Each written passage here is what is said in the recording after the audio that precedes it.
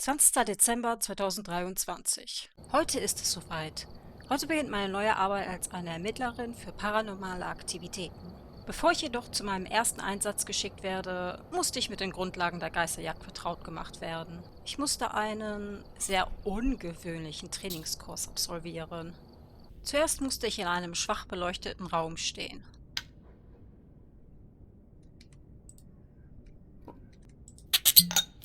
Einen seltsamen Saft trinken, Licht an- und ausschalten, ein Messgerät gegen gewöhnliche Gegenstände halten, Nice work.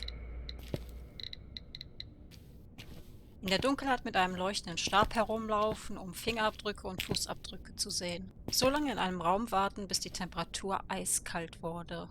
Mit einer grünen Taschenlampe unsichtbare Silhouetten anstrahlen. Winzige Partikel mit einer kleinen Nachtsichtkamera filmen, die andernfalls mit bloßem Auge nicht sichtbar sind. Ein Stück Papier auf den Boden legen und warten, bis der Stift darauf schreibt. Well done.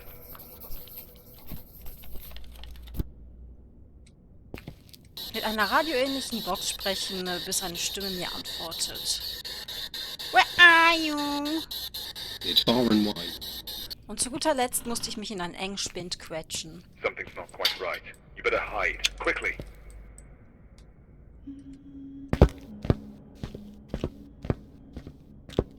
That was a close one. Congratulations on completing your training. You can exit through the truck by interacting with the keypad. I completed my training! Nach erfolgreichem Abschluss des Trainings wurde ich meinem neuen Kollegen vorgestellt, Dark Raptor. Da wir beide neue Rekruten sind, werden wir hauptsächlich stets gemeinsam an Aufträgen arbeiten. Und apropos Aufträge, unser Vorgesetzter hat bereits 5 Aufträge für uns vorbereitet. Das nötige Startequipment wird uns zwar kostenlos zur Verfügung gestellt, jedoch müssen wir zusätzliche Gegenstände und Verbesserungen selber bezahlen. Laut unserem Vorgesetzten sollte dies ohnehin kein Problem sein, da wir recht schnell viel Geld verdienen werden durch das Erfüllen von Aufträgen und Sonderaufgaben. Abhängig von der Gefahrenstufe des Geistes können wir sogar einen deutlich höheren Lohn als Gefahrenzulage erhalten. Und sofern wir nicht sterben, fallen für uns auch keine zusätzlichen Gebühren für eine vollständige Wiederbelebung an. Eine Sekunde mal. Ich dachte, wir müssen einfach nur anhand von 3 Beweisen Geister korrekt identifizieren und diese Informationen an ein Geisterbeseitigungsteam verkaufen.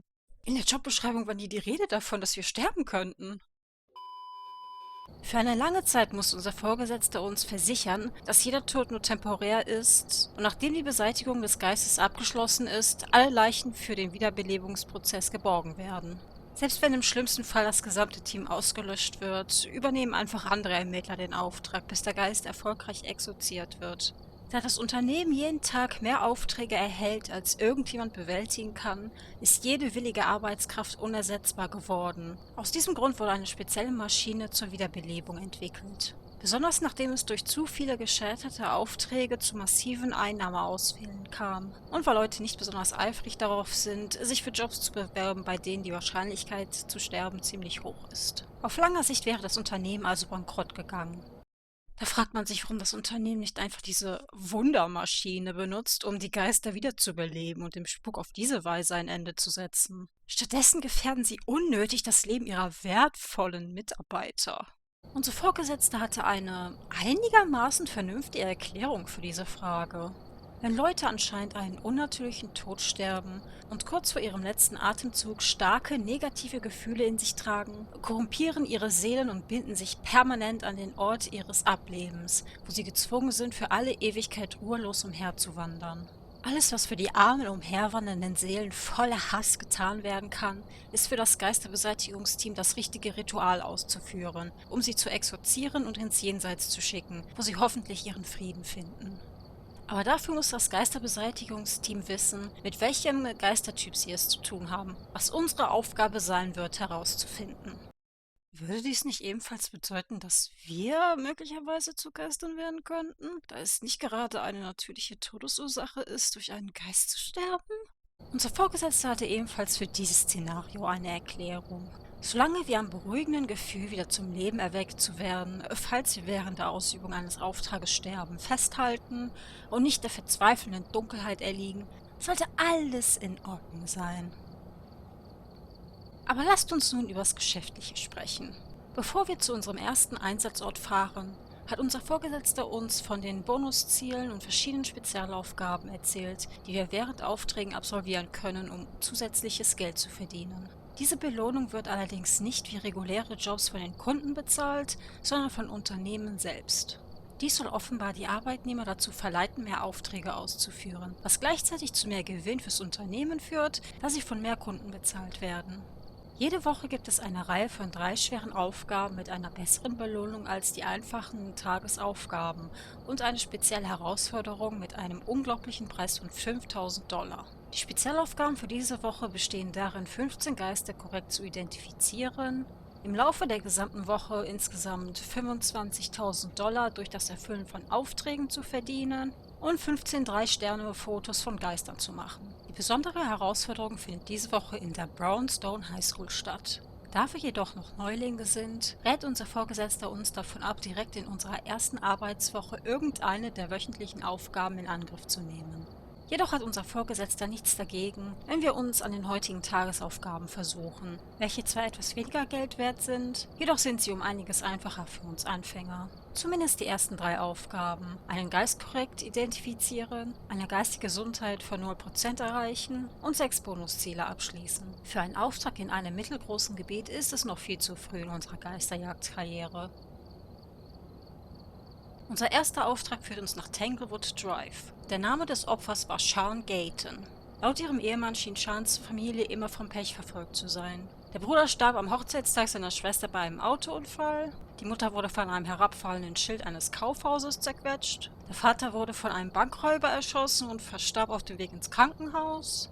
Die Großmutter fiel in einen zugefrorenen Fluss und ertrank. Der Großvater wurde von einem Blitz getroffen. Und selbst das ungeborene Baby blieb von dieser Pechsträhne nicht verschont. Sean Gayton und ihr Ehemann Felix Gayton haben jahrelang erfolglos versucht, ein Kind zu bekommen. Und als es endlich geklappt hat, kam das Baby tot zur Welt. Seit jedem Tag schien Sean langsam der Trauer über den Verlust ihres Kindes zu erliegen. Jeden Tag saß sie im Dunkeln auf dem Boden des Kinderzimmers und lauschte der Melodie der Spieluhr, welche sich seit Generationen im Besitz ihrer Familie befand, während sie Babynahrung aß. Wann immer ihr Ehemann versuchte, mit ihr zu reden, sagte Sean ihm stets, dass er weggehen soll. Mit der Zeit legte sie sogar ein gewalttätiges Verhalten an den Tag, wann auch immer Felix sie störte.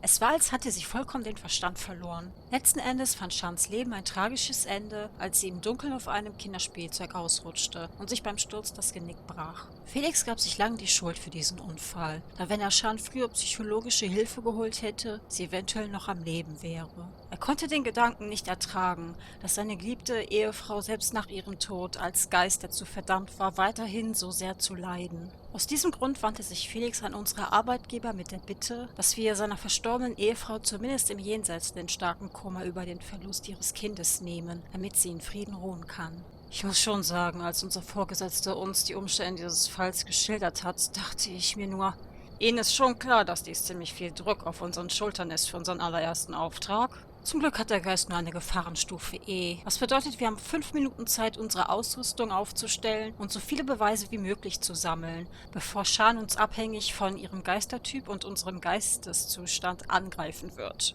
Außerdem können wir zusätzliches Geld verdienen, wenn wir einen durchschnittlichen Geisteszustand von 25% oder niedriger erreichen. Es mag zwar recht einfach klingen, einfach nur im Dunkeln zu sitzen, während unser Geisterzustand langsam abnimmt, jedoch erhöht dies auch drastisch die Gefahr eines Geisterangriffs, da jede Geisterart bei 25% eine Jagd starten kann. Des Weiteren hätten wir ebenfalls die Aufgabe, übernatürliche Aktivitäten zu messen, was kein Problem darstellen sollte, da ein IMF-Gerät Teil des Standard-Start-Equipment ist, welches jedem Ermittlerteam kostenlos zur Verfügung gestellt wird. Und zu guter Letzt müssten wir dem Geist während einer Jagd lebendig entkommen, was nicht nur extrem gefährlich ist, sondern auch leicht schiefgehen und mit unserem Tod enden kann. Meine größte Sorge ist nur, dass der Teil mit dem am Leben bleiben zu einer Herausforderung werden könnte, da wir laut unserer Ausrüstungsliste nur eine kostenlose Taschenlampe erhalten, obwohl wir 2 Personen sind. Da bis zu 4 Personen ein Ermittlerteam bilden können, will ich gar nicht wissen, wie katastrophal eine solche Situation für neue Rekruten sein kann. Aber schauen wir mal, wie sich die Dinge am Ermittlungsort entwickeln werden. So, was möchtest du nehmen? Also- Thomas? Wir haben nur Alles. 1 von allem. Ja. Ich glaube Kamera. Willst du eine Thermometer. Taschenlampe oder einen Leuchtstick? Leuchtstick. 5 Minuten starten ab jetzt. Ich öffne die Haustüre. Ich mache gerade Änderungen für mein Gott.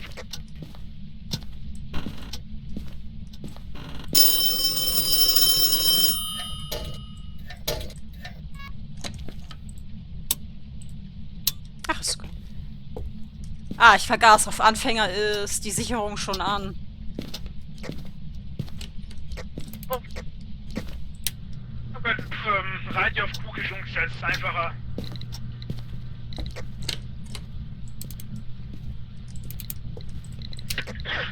In der Küche haben wir auf jeden Fall Aktivität. Ich kann hier Nachtsicht anmachen für meine Kamera. Aber ich besser als schauen. Das Badezimmer.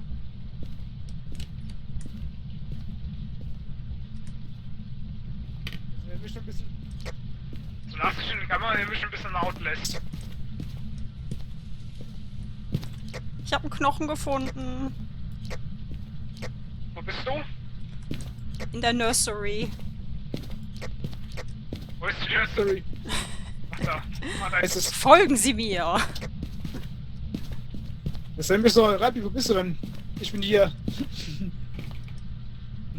Okay. Knochen. Ah ja, und davon Also, lässt du die Knochen. Finger. Von der Was? Musik. Von der Musikbox lässt du die Finger. Das ist ein Cursed Item. Damit können wir ein Ja, Handträger... soll ich eigentlich. Naja, ich hätte sowieso nicht gesehen, wenn du nicht erwähnt hättest. Ich hätte was gesehen. Ich hätte was wir laufen gesehen. Was du sagst.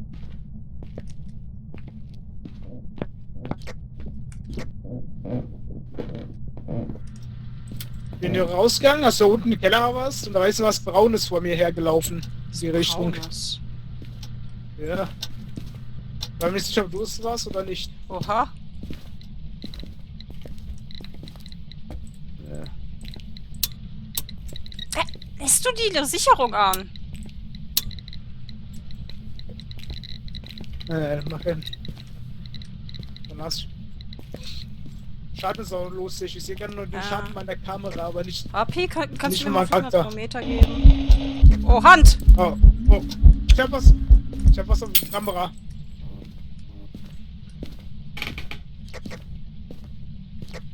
Wo bist du?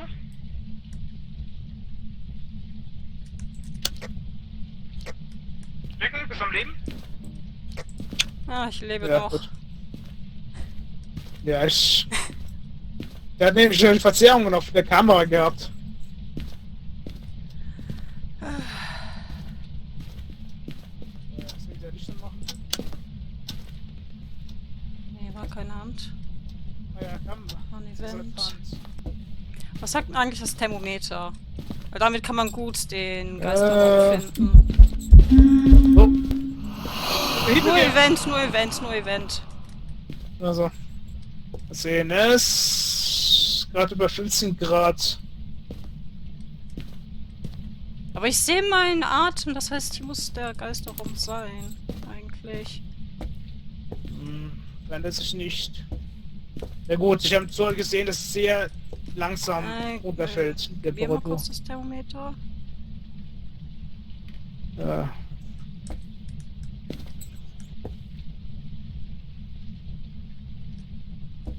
Ja, ist kalt.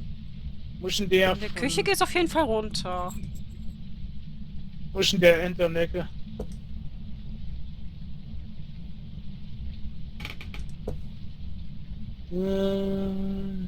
Ich glaube, die Küche ist der Geisterraum. Ja, ich habe auch hier Atem, das hier ist der Geisterraum. Ja, ich auch. Okay, machen wir Evidence. Freezing Temperatures. Fast. Okay. Shades, Holy, Twins und Mimic.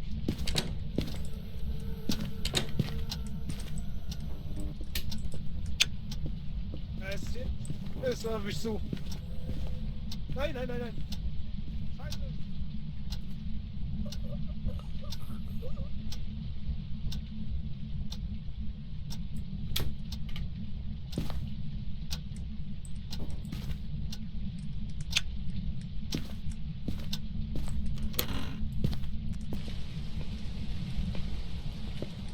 Das fängt ja schon mal super an. Ja, rapidett.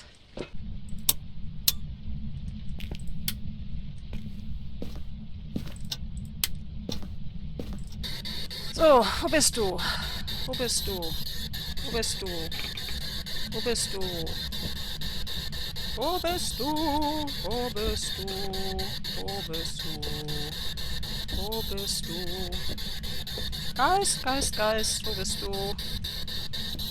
Wie alt bist du? Bist du hier? Wo bist du? Wo bist du? Wo bist du? Ah, das Spielbergs die eins auch so scheiße. Wo bist du?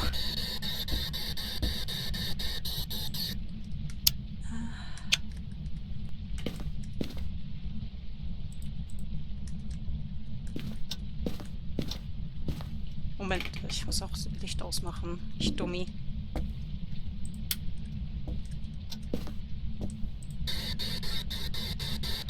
Ah, wo bist du? Wo bist du? Not far from there. Okay. Oppi, wir haben Spirit Box.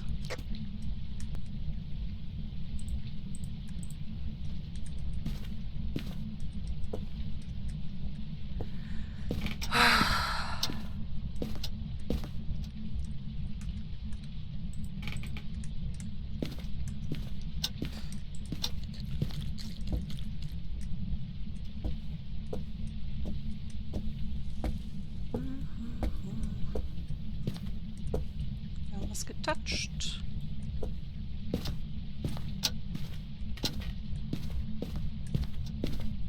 Ich muss mal kurz rausgehen. Das ist nicht mein Tagebuch.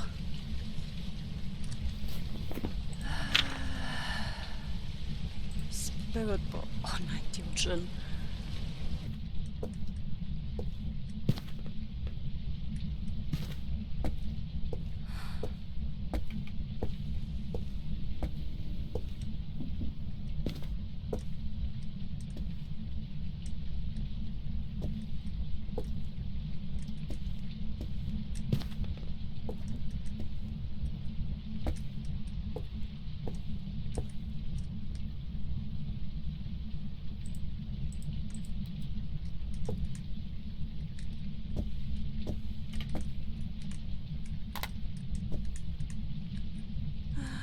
Nichts.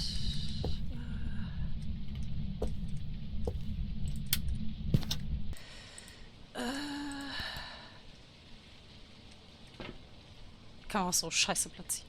Ach, falsch rum auch noch. Verdammt.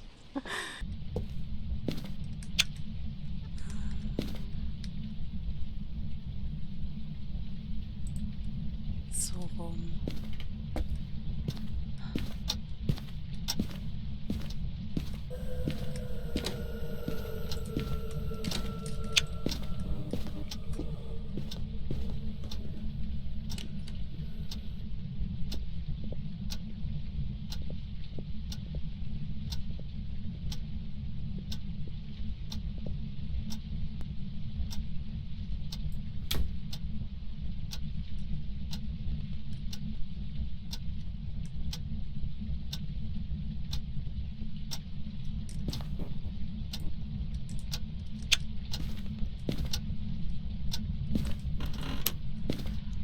Gut.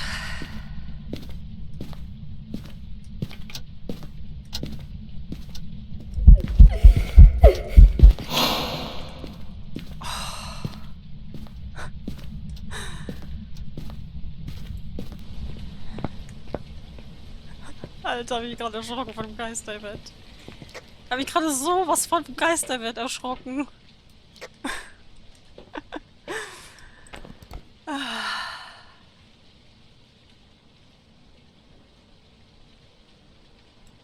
Ich glaube, ich sehe Geisterorbs.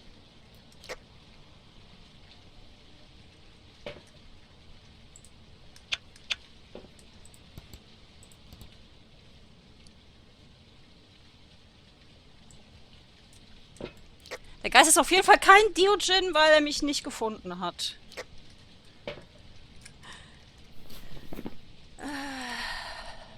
Geisterorbs.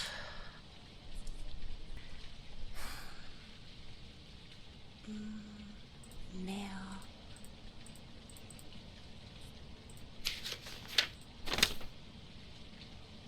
Geisterbuch.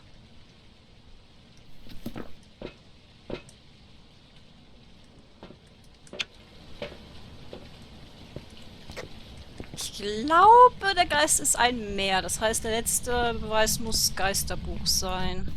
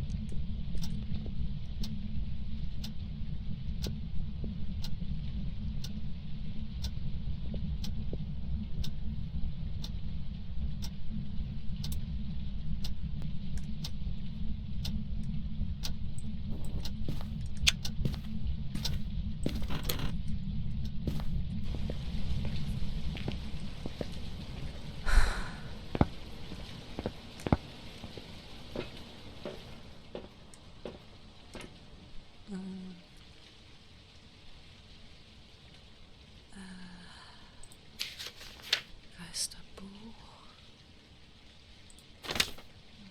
Yokai. Unreal. Yokai. Yokai. Yokai. Stots. Unreal. Unreal.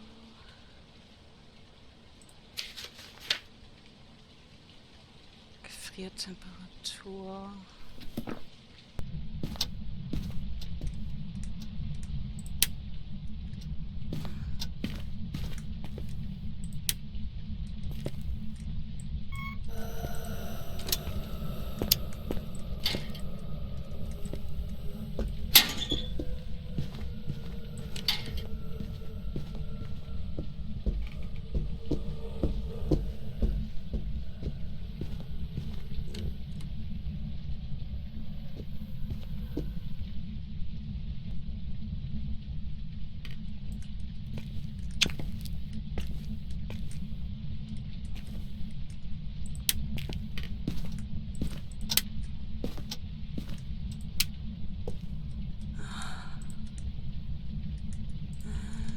Nein.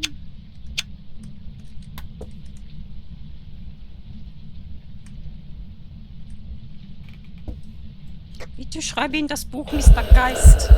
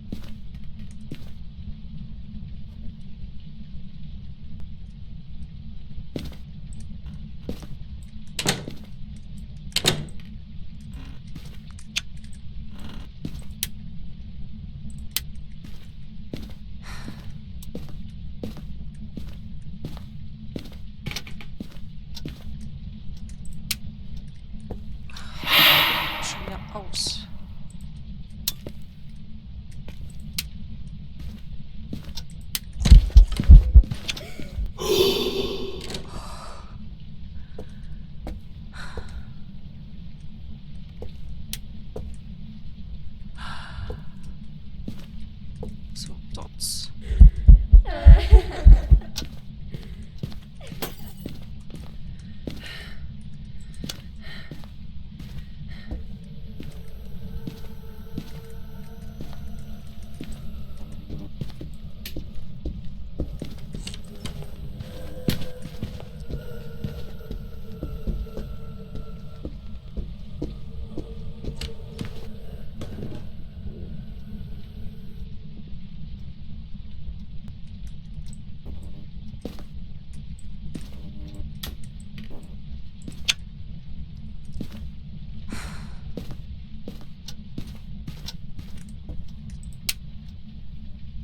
Jetzt hat er noch hier das Licht aus kaputt gemacht.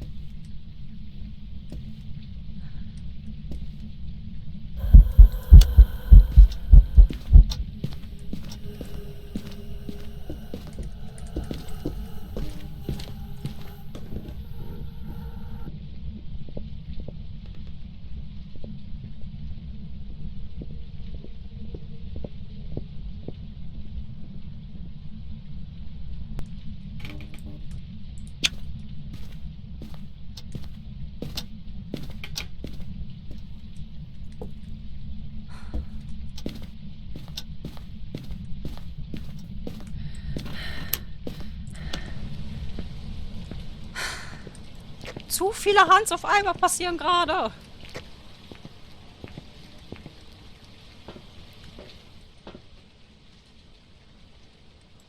Ich habe überhaupt keine Sanity. Hilfe.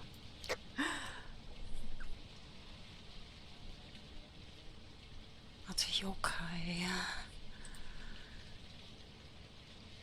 Yokai ist ja eigentlich, wenn man Lärm macht.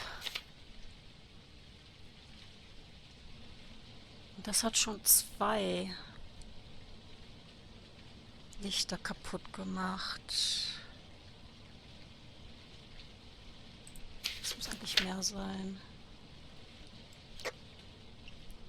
Also im Tagebuch steht, dass Meer häufiger angreifen, wenn es dunkel ist. Und ich habe hier gerade Hand nach Hand nach Hand. Also würde ich sagen, es ist mehr. Auch wenn ich gerade kein Geisterbuch kriege. Es hat auch schon 2 Lichter kaputt gemacht. Meers mögen keine Lichter. Also geh in dein Tagebuch und kreise bitte mehr ein, Rapi. Meine Nerven sind gerade zu blank. Und ich habe keine Sanity.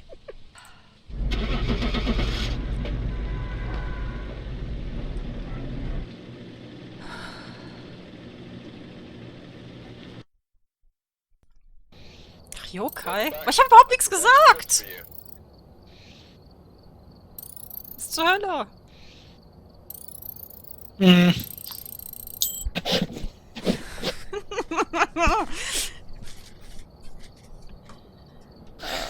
Tja, so spannend, sich eher zu laufen, mit Chicken Eis gemacht hat. Vor allem hatte ich Hand nach Hand nach Hand.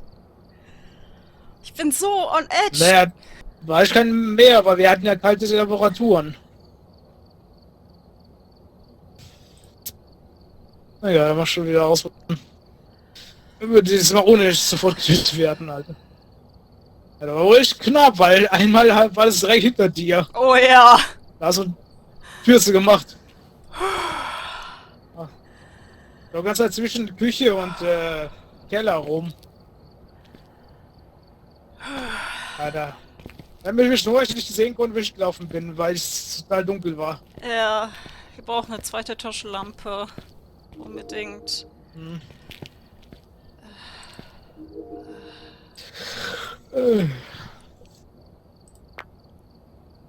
Wieso möchte ich gerne überleben?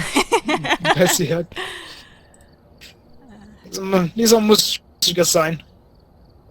Complete your first contract. Yay. Ich bin Level 2. Gerade noch so. Aber jetzt haben wir zumindest eine zweite Taschenlampe. Unser zweiter Auftrag führt uns nach Tanglewood Drive. Der Name des Opfers war Luke Anderson. Geburtstage.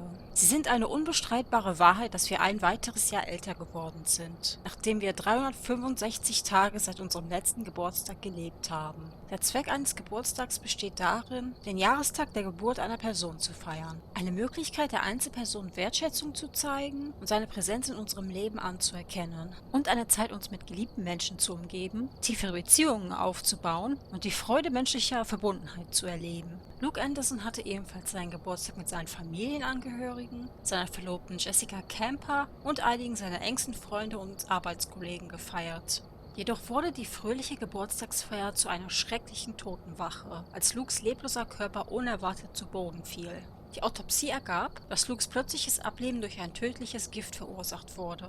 Bei der Durchsuchung der persönlichen Gegenstände aller Gäste fand die Polizei in Jessicas Handtasche einen kleinen Behälter, der Spuren des gleichen Giftes enthielt. Als Jessica verhaftet wurde, beteuerte sie immer wieder ihre Unschuld und dass sie den Behälter noch nie in ihrem Leben gesehen hat. Die übrigen Gäste waren über die Entwicklungen in diesem Fall geteilter Meinung. Während die eine Hälfte nicht glaubte, dass Jessica jemals ihren Verlobten vergiften würde, war die andere Hälfte davon überzeugt, dass sie durchaus in der Lage sei, eine solch schreckliche Tat zu begehen. Da Jessica in der Schule einst Mitglied eines Okkultismus-Forschungsclubs war und sich für schwarze Magie interessiert. Becky Halstead, eine von Jessicas Freundinnen aus dem Okkultismus-Club, war ebenfalls von ihrer Unschuld überzeugt und heuerte einen Privatdetektiv an. Der Detektiv fand in der Tat heraus, dass Jessica Camper tatsächlich unschuldig war. Dass der wahre Täter Jessicas Ex-Freund Jack Taylor war. Laut Jacks Geständnis war Luke der Grund, weshalb Jessica ursprünglich mit ihm Schluss machte. Er musste immer wieder daran denken, wenn Luke bloß niemals geboren wäre, Jessica heute seine Verlobte wäre. Aus genau diesem Grund hatte Jack sich dazu entschlossen, Lukes diesjährigen Geburtstag zu seinem allerletzten Geburtstag zu machen und Jessica als Strafe für ihren Verrat die Tat anzuhängen. Unser Vorgesetzter erwähnte ebenfalls, als Lukes Eltern ihn kontaktiert haben, versuchte Jessica anscheinend sie davon abzubringen, unsere Dienste in Anspruch zu nehmen. Ich weiß, dass dies erst unser zweiter Auftrag ist und wir bisher keine besonders gute Arbeit geleistet haben, Geister korrekt zu identifizieren. Daher ist es durchaus verständlich, wenn Jessica denken sollte, dass wir der Aufgabe nicht gewachsen sind. Aber unabhängig davon, was auch immer Jessica über uns denken mag, dann wird dennoch alles in unserer Macht Stehende versuchen, um Luke zu helfen. Und selbst wenn wir wieder scheitern, wird irgendwann ein anderes Team erfolgreich sein. Genau wie letztes Mal können wir wieder übernatürliche Aktivität mit unserem EMF-Messgerät messen und eine geistige Gesundheit von 25% oder weniger erreichen, um zusätzliches Geld zu verdienen. Der einzige Unterschied ist, dass wir dieses Mal nicht im Geist der Gefahrenstufe E während einer Jagd entkommen müssen, sondern nur Zeuge eines Geisterevents werden. Wie bist du? Ja, wir haben Schlüssel nicht genommen. Achso. Ach stimmt, ja, dafür der Schlüssel da. Ich habe den gehabt, aber ich wusste nicht, was sein sollte. Also, wie das sein Das sollte. erinnert mich an einen Livestream vom Impuls. Und zwar ist Impuls immer derjenige, der den Schlüssel nimmt. Und da hat er einmal ein bisschen länger gebraucht, weil er noch mit seinem Chat geredet hat. Die anderen sind schon zur Türe gegangen, wundern sich, warum geht die Tür nicht auf? Ist der Geist schon am Hante? Auf jeden Fall. Powerbox. Genau. Auf jeden Fall erstmal die Verstecke öffnen.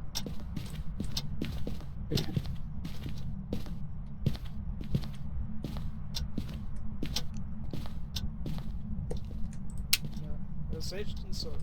Yes. Oh! Knochen direkt im Esszimmer.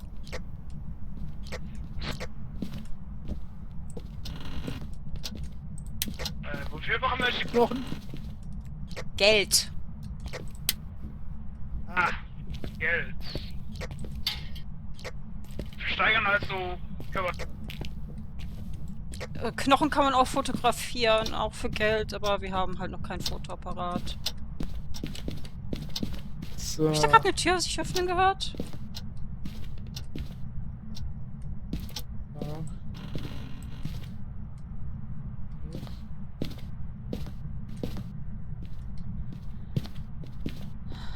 Ja.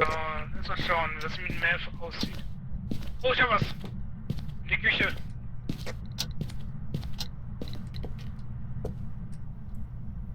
Ja. Ja, Temperatur Sehr schwach. sinkt ja auch gerade. Ist recht schwach, das Signal. Oh. Hast du das? Geist hat die Sicherung ausgemacht. Na, Mein Gott, weißt.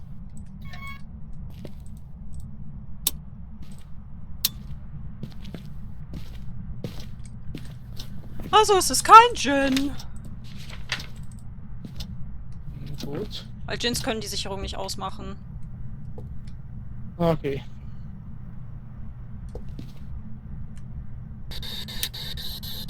Where are you? Are you here? How old are you? Where are you? Where are you? Wo? Are you here? Slips away. Ayo. Im Geisterbox. Ups. Gut. Oh nein. Schon mal... Spiritbox. Oh. Soll vielleicht den MF noch anmachen, wie ich... Das wäre eine gute Idee. Vergesse immer, dass man anmachen muss. Ja, es kommt nichts. vielleicht was im Keller, ich geh mal runter. Nee, der muss ja hier in der Küche sein, weil du... Ja? Weil ich hier Spiritbox hatte. Okay. Aber irgendwie macht das nichts mehr. Ich habe nur ein 1 von 3 gehabt. Das war schon. Tür. Oh. Ist auf 3 gewesen. Jetzt auf 3. Keine Fingerdrücke. Hier im Gang ist habe ich auf 3. Ah, weil er die Tür aufgemacht hat, der Geist. Achso. Was ist ein Sensor für? Du hast auch noch Dots, ne? In deinem Inventar. Kannst du ihn mal kurz mal rausschmeißen? Ja. Ja.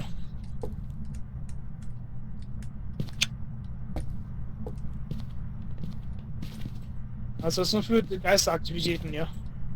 Nee, wann ist denn eigentlich Geisterops? In der Jagd oder nicht? Was?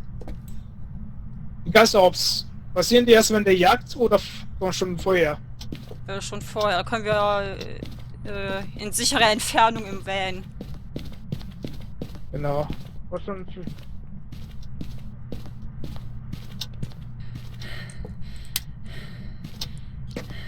Warte mal, ich bringe das EMF-Gerät. Ich hab nur, Ja. ich hab nur Hinter das dir. Licht ausgemacht. Wohl, nee, für Geisterops muss es, glaube ich, an sein. Ja. Braucht Keyboard Nachsicht. Toggle Night Vision. So. Mhm. Oder keine Taschenlampe in der Hand hast, wenn du eine Kamera bedienst. Sieht lustig aus. Ja. Da fliegen Geisterorbs rum. Ja. Diese kleinen weißen Punkte. Ah, okay. Geisterorbs. Ghost Das haben Orb. wir haben Bär, Oh Henri nein! und Yokai. Ach, Bär. Ich kein Yokai mehr. Das Evidenz brauchen wir ja noch für die 3. Mehr. Kann man schon sehen, was man 5 kann dafür braucht? es nicht sein. Ultraviolet auch nicht. Haben wir schon Ghostwriting? Als ich rausgegangen bin, hat er noch nicht reingeschrieben, aber es dauert auch eine Weile. Ja. Und Rio. Was brauchen wir für ein Rio?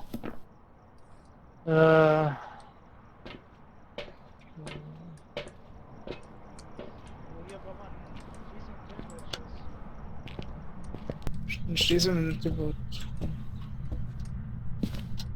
Temperaturen? Oh, ich glaube, wird langsam kälter. Ist schon fast bei 0. Oh, dann könnte es Freezing sein. Ja. Weil ich glaube, vorher war es noch über 5 Grad.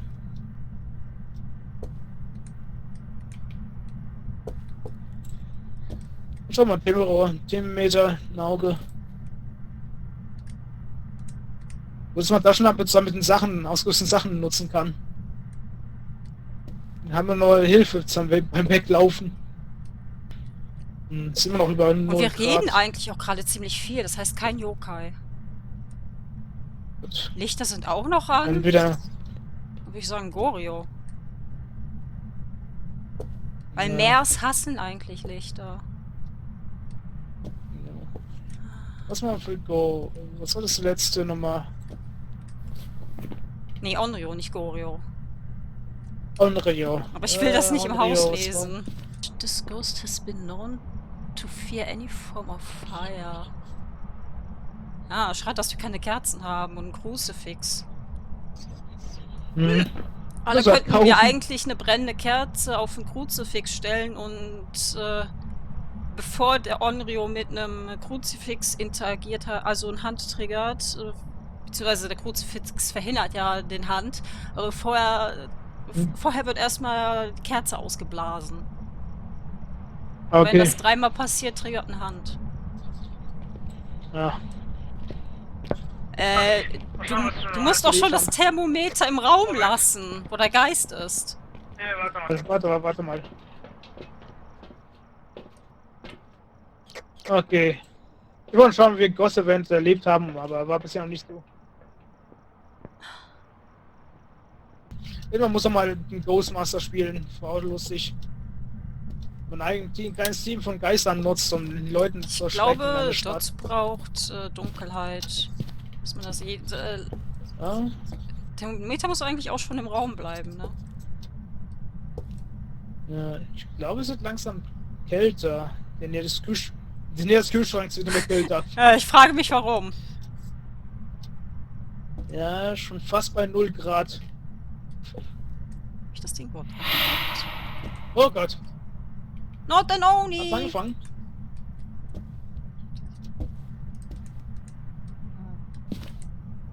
Ich bin noch Depp. Ja, es ist schon fast, ja. Ja, es ist schon grad 0 Grad. Es muss unter 0 sein. Ja, es ist schon fast 0 Grad. Naja, es wird so langsam immer weniger. Da muss man sehr lange warten.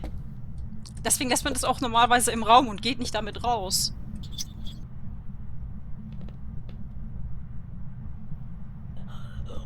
Oh Gott.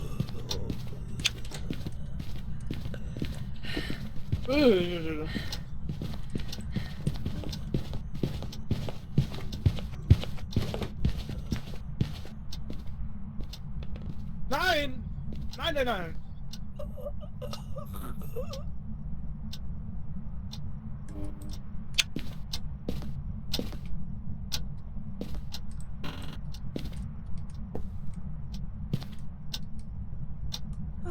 Robby. Hast du das Thermometer mitgenommen? Liegt das noch im Raum?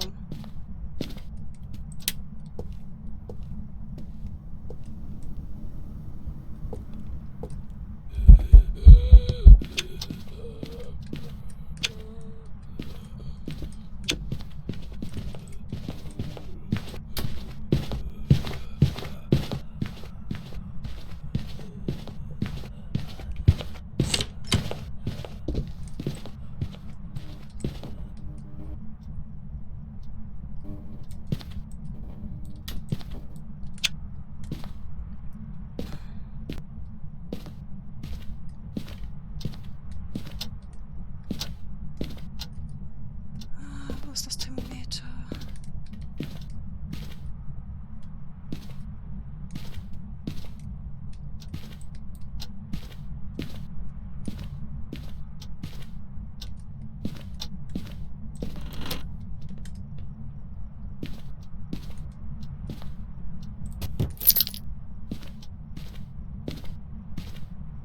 Das ist das Thermometer.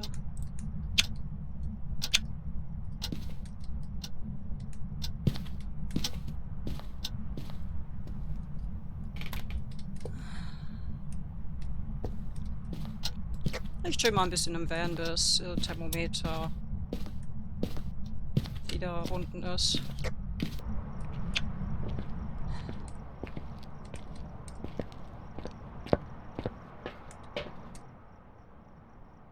Oh, da war auch gerade eine Hand.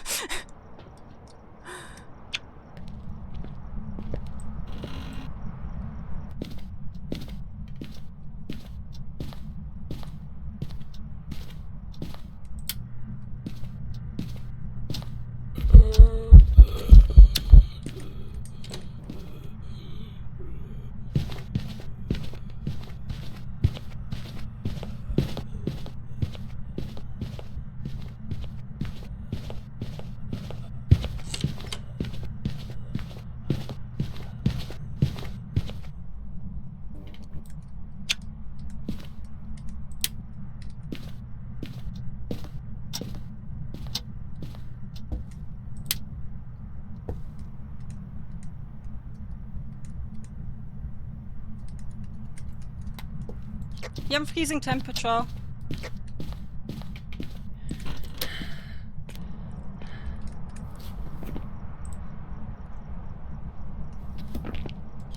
Rappi, kreuze bitte Onro in deinem Journal an. Ich bin gewillt, meine Sanity auf 25 zu senken. Ist ja noch 10 und dann kriegen wir ein bisschen mehr Geld.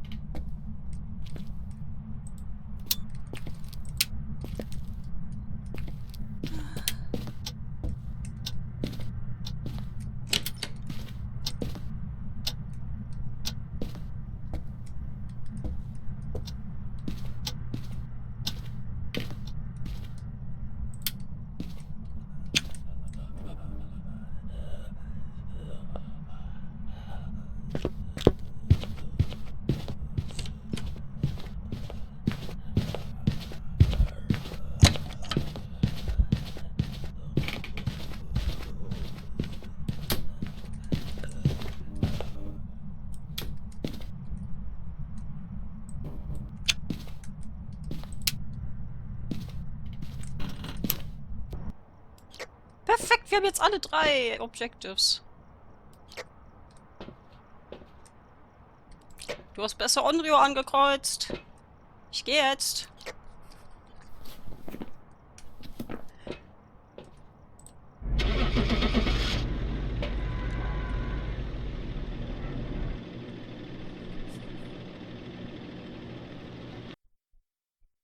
Uah.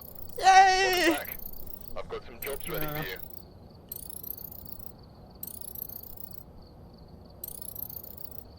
Ah, ich starb. Hey, da ab Unlocks. Edgewood Road and Reach. Ich hab die View Card. Fotokamera. Yay. 475. Oh Gott, irgendwas. Geister haben mir echt irgendwas gegen mich. Unser dritter Auftrag führt uns nach Tanglewood Drive. Der Name des Opfers war Stephen Belfield. Als professioneller Magier gehörte Stephen zu einer Gruppe von Meistern der Illusionen. Während die Tricks und Illusionen von Magiern keine echte Magie sind, enthalten ihre Zaubervorführungen durchaus reales Können und Kreativität, mit denen sie Illusionen erschaffen, die sich scheinbar jeder Logik und Erklärung entziehen. Stephens älterer Bruder Paul Belfield hat unserem Informationsbeschaffungsteam erzählt, dass sein kleinerer Bruder schon immer eine Faszination für das Übernatürliche besaß. Seit er als Kind eine Zaubershow von David Copperfield sah, soll Stephen von nichts anderem mehr als Magie gesprochen haben. Immer wenn Stephen von der Schule nach Hause kam, soll er ständig irgendwelche Zaubertricks für Anfänger geprobt haben und gewann sogar während einer Talentshow einen Preis. Früh übt sich, wer ein Meister werden will. Für Paul war es keine Überraschung, dass sein Bruder eine professionelle Karriere als Zauberkünstler einschlug. Zum Start seiner Karriere galt Stephen Belfield als das größte Nachwuchstalent der Neuzeit unter den anderen Magiern. Einige seiner Mitmagier scherzten sogar darüber, dass er irgendwie mit David Copperfield verwandt sein müsste. Wahrscheinlich, weil beide das Wort Field in ihrem Nachnamen haben. Als Stephen sich schließlich den Entfesselungskünsten zuwandte, setzte er sich zum Ziel, irgendwann Harry Houdinis berühmten Unterwasser-Fluchttrick aufzuführen. Um sich auf diesen extrem gefährlichen Zaubertrick vorzubereiten, trainierte er sogar für einen längeren Zeitraum seinen Atem anzuhalten. Vorsicht ist halt immer besser als Nachsicht. Besonders da in der Vergangenheit mehrere Zauberer bei diesem Trick ums Leben kamen. Netterweise boten seine Magierkollegen Eddie Birch und David Mills, welche anscheinend Erfahrung mit Entfesselungstricks haben, ebenfalls ihre Hilfe an. Sie waren sogar bei Stephens lang ersehntem ersten Probelauf eines Unterwasserfluchttricks in seinem Zuhause anwesend. Sie waren anwesend, als alles schief lief. Die beiden Augenzeugen sagten aus, dass Steven es nicht geschafft hat, die Handschellen zu öffnen, in Panik geriet und in der selbstgebauten Glaskammer ertrank. Ein tragischer Unfall, in dem nicht nur ein wertvolles Leben verloren ging, sondern auch ein unglaubliches Talent. Allerdings sind die Dinge nicht immer so, wie sie zu sein scheinen. Wenn Magier involviert sind, die Meister darin sind, unseren Verstand auszutricksen. Weitere Untersuchungen ergaben, dass die speziellen Handschellen, die Zauberkünstler immer für ihre Entfesselungstricks verwenden, manipuliert wurden. Und diejenigen, die die Handschellen manipulierten, waren niemand anders als dieselben Zauberkollegen, in denen Steven blindes Vertrauen hatte. Eddie Birch und David Mills gaben in Polizeigewahrsam zu, dass sie auf Stevens Talent und großen Erfolg als Magier neidisch waren.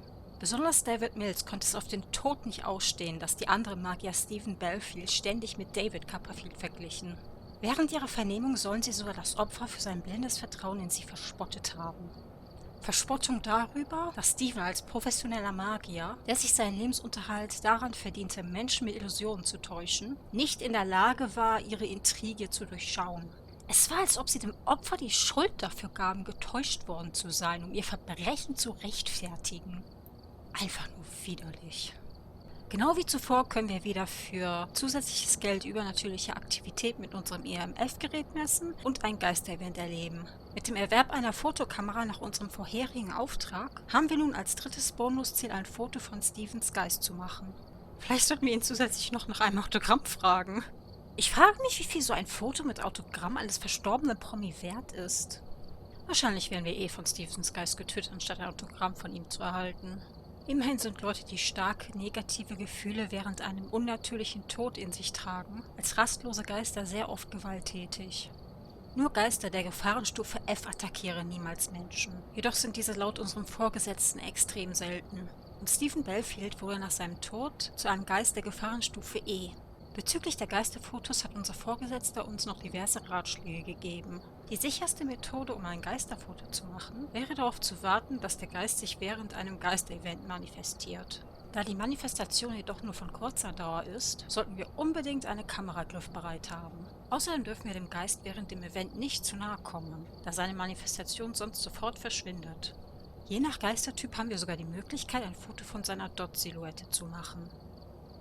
Wenn ich es mir recht überlege, werden wir diese Methode wahrscheinlich nicht benutzen, da der Tier 1 Dots-Projektor während unserem ersten Auftrag für uns nicht wirklich funktioniert hat. Die gefährlichste Methode wäre es, während einer Jagd ein Foto zu machen. Neben dem enormen Stress vom Geist getötet werden zu können, wenn wir ebenfalls den Druck haben, zum perfekten Zeitpunkt das Foto zu schießen, da Geister während einer Jagd konstant zwischen einem sichtbaren und unsichtbaren Zustand wechseln. Da es aber sowieso nur ein optionales Bonusziel ist, brauchen wir nicht zwangsläufig unser Leben für ein einfaches Foto zu riskieren. Manchmal ist es wichtiger zu überleben, anstatt ein bisschen extra Geld zu verdienen. Aber das werden wir spontan vor Ort entscheiden. Ich habe auch schöne Schlüsse mitgenommen. Ja. Aber jetzt, aber ich nicht gewusst, wofür man da braucht. Mit Joy wurde es ja nicht erklärt. Oder ich habe es übersprungen.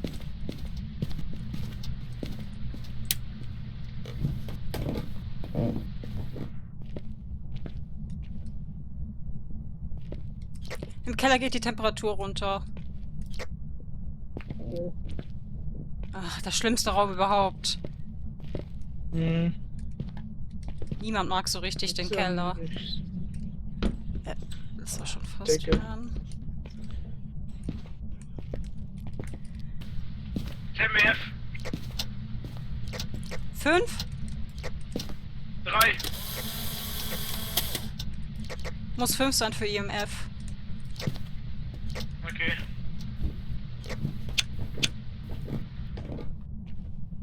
Es kam auf jeden Fall von dieser Stelle hier, wo der Stuhl ist.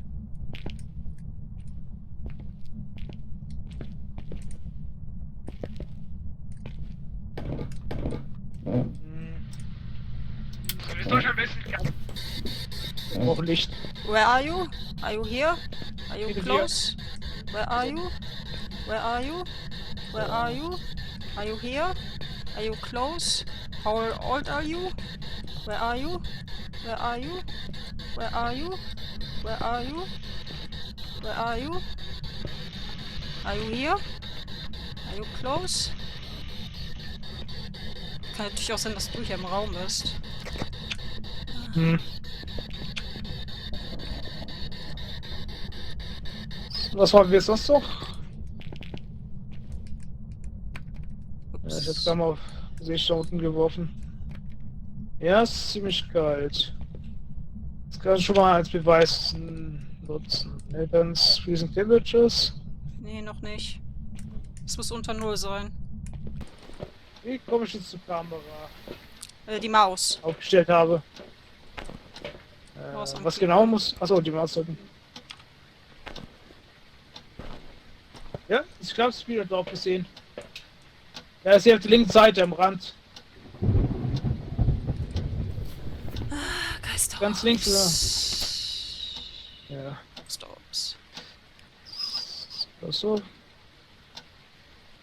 So, das war den Kaltpipe haben wir Revenant, Yuri, Hunt und Onryo. Aber jetzt ist die Grace Period auch vorbei. 5 Minuten gehen nur so schnell um.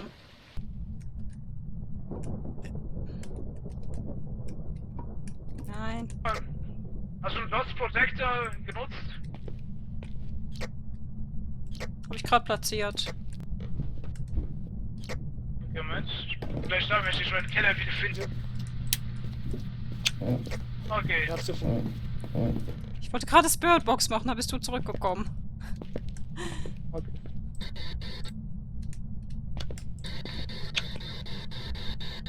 Soll ich kurz mal rausgehen aus dem Keller? Also, sorry. Are you here? Are you close? Are you here? Are you close? Are you here? Are you close? Where are you? Are you here? Are you close? Hier im Spirit Box. Okay. Ach ja, Da müsste es auch ein Regio muss sein. mit Freezing Temperatures aus uns. Funktioniert. Was mit dem? So, Wir haben schon wieder die 3 gleichen Geister von dem ersten Mal. ernsthaft.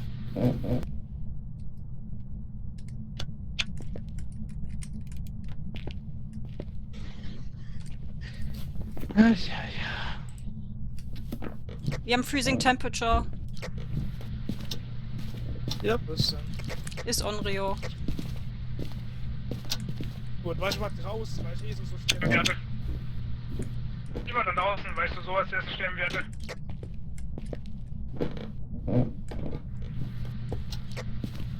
Brauchst du das AMF-Gerät? Ja, Das ist.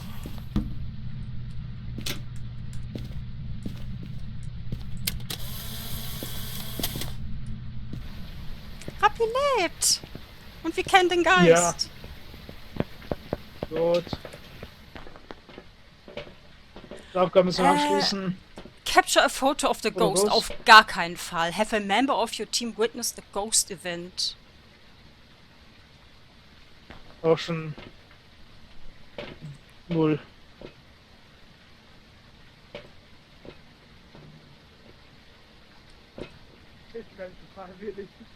Weil der läuft eh auf mich zu. Obwohl wird nicht immer. Jetzt habe ich jetzt eine Chance, das Boss Sollen wir dann erleben. vielleicht einfach gehen, damit du Errungenschaft kriegst und auch mal ein bisschen Überlebensgeld? Na, nicht. Weil macht er denn die Tür zu, wenn der Event startet? Wenn Hand startet, geht die Tür zu. Ja. Ach so. Ja, ich weiß auch nicht, es ist nicht im Keller und es ist nicht gerade. Ja, der Keller ist ziemlich scheiße. Ja, dann gehen wir einfach. Ich will das nicht riskieren. Nicht mal die Profis mögen den Keller. Ja. Nächstes Mal. Halt nächstes Mal. Rappi kriegt Geld und Errungenschaft. Rappi lebt! Nee. Mimik! Oh nein! Stimmt! Fake Ghost Orbs. Oh. Ah. Ja, ich habe immer eine Kamera. Oh nein. Oh, hab ich vollkommen vergessen, die Mimik. Oh, ich hatte die sowas von nicht mehr auf den Schirm. Oh. Alter. Das Spiel versucht wirklich alles zu verhindern, damit du Stuff kriegst.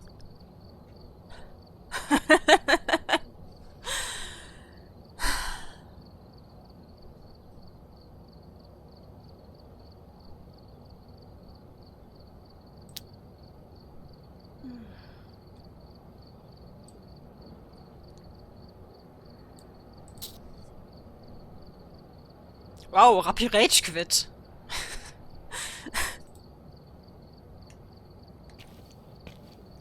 Hey, Rappi. Mann, das ganze Menü ist so verwirrend, ey. Ja, ich hab jetzt auch die Kamera freigeschaltet. Verdammte Mimik, ey. Alles vermasselt. Na gut, bei Ghost Ops muss jetzt demnächst falsch sein. Das heißt, Ghost Ops immer als letztes bestätigen. Das alles andere nicht klappt, ja. Die Mimik. Ultraviolet wäre gewesen, na gut. Hm. Wir haben nicht nach Fingerabdrücken gesucht. Okay, das heißt, Ghost Ops immer zuletzt, wenn das andere nicht klappt. Ja. Naja, wenn man Zum Bereich Ghost wieder Ops machen. hat, am besten immer im Hintergrund behalten, dass Mimik sein kann. Unser 4. Auftrag führt uns nach Tanglewood Drive. Der Name des Opfers war Luke Bowen. Trautes Heim, Glück allein. Objektiv betrachtet ist ein Zuhause ein Ort, an dem jemand entweder alleine, mit der Familie oder mit Haustieren lebt. Es ist ein Ort, an dem wir Erinnerungen schaffen und unsere persönlichsten Besitztümer aufbewahren. Zusätzlich soll es als Zuflucht dienen, in der wir uns sicher und wohl fühlen, wo wir uns entspannen und wir selbst sein können, ohne Angst vor Verurteilung oder Bedrohungen zu haben. Dementsprechend gibt es nichts Schlimmeres, als wenn sich eine wildfremde Person ungebetenen Zutritt in unser Eigenheim verschafft. Dasselbe ist kürzlich der Familie Jackson passiert. Als Elizabeth Jackson und ihr Ehemann Alexander Jackson friedlich in ihrem Bett schliefen, brach das Opfer Luke Bowen in ihr Haus ein. Polizeiberichten zufolge handelte es sich bei Luke Bowen um einen gesuchten Einbrecher, der bereits in 4 andere Wohngebäude einbrach und die Hausbewohner mit Hilfe einer Schusswaffe ausraubte. Glücklicherweise wurde während seinen bewaffneten Raubüberfällen bisher noch nie jemand getötet. Bis jetzt. Alexander erzählte dem Informationsbeschaffungsteam, was er und seine Frau vor einigen Tagen bereits der Polizei geschildert hatten. In der fraglichen Nacht schien Elizabeth einige Geräusche aus dem Wohnzimmer gehört zu haben. Als sie nach dem Rechten sehen wollte, stieß sie auf einen männlichen Eindringling, den die Polizei später als Luke Bowen identifizierte. Elizabeth versuchte zu ihrem Mann zurückzulaufen, um Hilfe zu holen. Jedoch schoss Luke ihr ins Bein und sie stürzte zu Boden. Der unbekannte Mann bedrohte sie daraufhin mit seiner Waffe und verlangte den Standort ihrer Wertgegenstände. Als Alexander den Schuss hörte, schnappte er sich sofort sein Jagdgewehr und eilte aus dem Schlafzimmer. Als er sah, wie Elizabeth mit einem blutenden Bein verängstigt auf dem Boden lag und eine unbekannte Person eine Pistole auf sie richtete, feuerte Alexander instinktiv einen Schuss auf den Einbrecher ab, um seine Ehefrau zu beschützen. Zum Zeitpunkt, als die Polizei und Sanitäter endlich eintrafen, war Luke bereits am Blutverlust seiner Schusswunde verstorben. Man soll zwar nicht schlecht über Tote sprechen, aber man erntet, was man sät. Zudem heißt es, dass ein Täter immer wieder an den Ort seines Verbrechens zurückkehrt. Jedenfalls war dies der Fall mit Luke Bowen, welcher selbst nach seinem Tod die arme Elizabeth weiter terrorisierte. Und erneut hat Alexander versucht, seine Ehefrau mit dem Jagdgewehr vor dem ungebetenen Gast zu beschützen. Nur waren dieses Mal seine Kugeln offensichtlich vollkommen wirkungslos gegen Luke, wenn man bedenkt, dass er nun ein Geist ist. Da fragt man sich, wie man überhaupt jemanden töten soll, der bereits tot ist. Ich habe versucht, einen unserer Kollegen vom Geisterbeseitigungsteam zu fragen, aber er sagte nur Folgendes. Unsere Einheit hatte sich zur Aufgabe gemacht, die gepeinigten Seelen derjenigen zu retten, deren Leben gewaltsam beendet wurden, und ihnen Frieden im Jenseits zu schenken. Wenn Sie über die Vernichtung dieser armen Seelen sprechen möchten, ist dies ein Job für einen Hexer. Ich habe zwar keine Ahnung, was ein Hexer sein soll, aber es klingt verständlich. Da Alexander jedoch nicht verhindern konnte, dass der Geist die verletzte Elizabeth verfolgte, wurde sie letzten Endes von dem übernatürlichen Wesen getötet. Unangebrachter Gedanke, aber in gewisser Weise kann Alexander sich glücklich schätzen, dass Lukes Geist laut dem Informationsbeschaffungsteam nur die Gefahrenstufe E hat. Unser Vorgesetzter erwähnte, dass ein Geist mit der Gefahrenstufe B oder höher in der Lage ist, weiterzujagen, nachdem er jemanden getötet hat. Persönlich könnte es mir vollkommen egal sein, ob der Geist eines kriminellen Abschaums dazu verdammt ist, für alle Ewigkeit ruhelos umherzuwandern, ohne im Jenseits jemals Frieden zu finden. Aber da er bereits Elizabeth Jackson getötet hat, müssen wir die entsprechenden Informationen für das Geisterbeseitigungsteam herausfinden, damit es keine weiteren Todesopfer geben wird. Und apropos Elizabeth. Unser Vorgesetzter hat uns erzählt, dass das Informationsbeschaffungsteam entdeckt hat, dass ihr Geist ebenfalls im selben Haus anwesend ist. Glücklicherweise ist immer nur ein Geist gleichzeitig dazu in der Lage, in einem Gebiet zu jagen. Andere Geister, die an das gleiche Gebiet gebunden sind, können nicht mit der Umgebung interagieren, solange der vorherige Geist nicht entfernt wurde. Es gilt das klassische Prinzip, wer zuerst kommt, mal zuerst. Technisch gesehen könnten die Zwillinge auch als zwei Geister angesehen werden, was einen langsameren und einen schnelleren gibt. Die Zwillinge sind jedoch ein spezieller Geistertyp, der aus einer einzigen Person entstand, deren Seele sich im Moment des Todes in zwei Teile spaltete. Das Phänomen ähnelt einer multiplen Persönlichkeitsstörung, plus die Zwillinge wechseln sich für eine Jagd ab, anstatt dass beide gleichzeitig jagen. Aber all dies bedeutet auch, nachdem Luke erfolgreich exorziert wurde, wir für unseren 5. Auftrag zurück zum Haus der Jacksons geschickt werden, um herauszufinden, zu was für einem Geist Elizabeth wurde. Die Bonusziele für unseren aktuellen Auftrag bestehen dieses Mal darin, einen durchschnittlichen Geisteszustand von 25% oder weniger zu erreichen, paranormale Aktivitäten zu messen und Zeuge eines Geisterevents werden. Lasst uns diesen gottverdammten Auftrag einfach so schnell wie möglich hinter uns bringen, sodass wir Elizabeth helfen können. Dann wollen wir mal. Auf in den Tod. Hoffentlich nicht.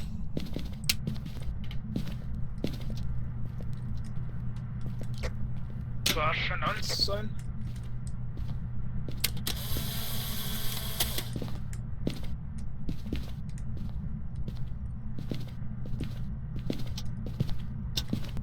Ich lasse mal ein Notizbuch hier in der Küche und die Mail Reader.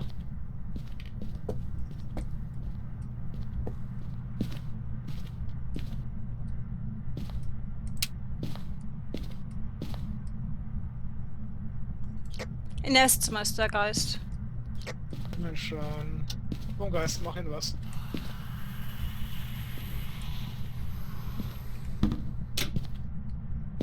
Okay. Schon wieder Spiegel. Was haben die gegen Spiegel?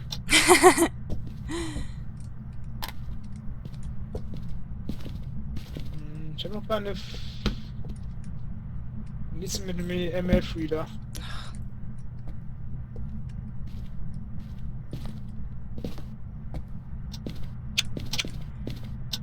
Im Esszimmer, Rappi. Das Achso, ist das Esszimmer. Was nicht Küche? Esszimmer. Ja, gut. Da, hier, wo gegessen ist- wird. Ja. Hier ist der Geist. Ganz kurz Licht an. Kurz Licht aus, damit ich besser ihren Abdruck sehen kann. Wir haben noch 1 Minute 30 Sekunden. Okay. Keine Abdrücke.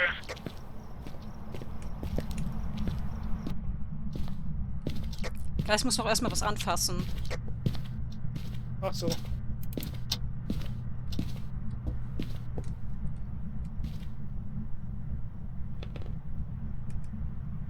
Komm, Geist, machen du was, damit ich mehr frieden kann. Ah, da wird Tür Okay, angefasst. ich Guck, ob der Tür. Ja. Maps fast 3. Ja. Auch auf der anderen Seite der Tür. Handabdruck, ja, hier vorne. Ja, erhalt mal das UV-Licht dagegen, sodass es aufgeladen wird.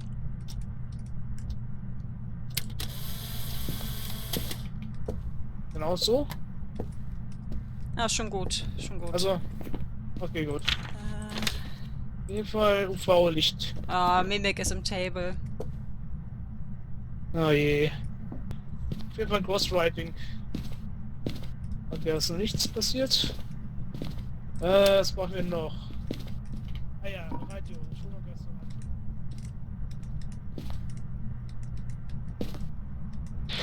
Also, weil brauche ich jetzt ja nicht, das war schon das bereit.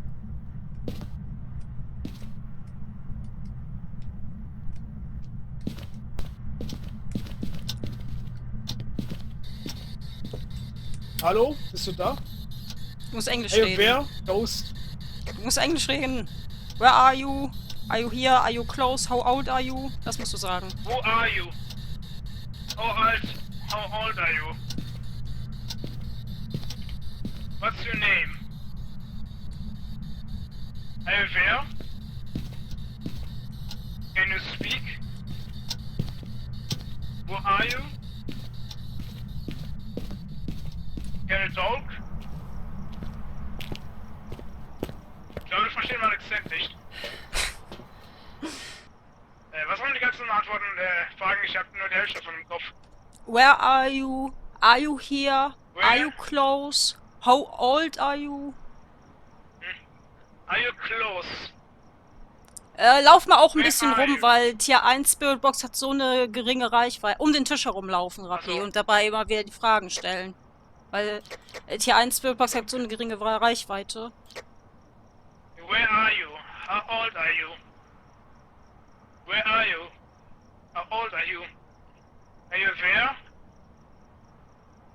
Are you there? Can you speak to me? How old are you? Um den Tisch herum, Rappi. Geist ist nicht in der Küche. Hahn, versteck dich!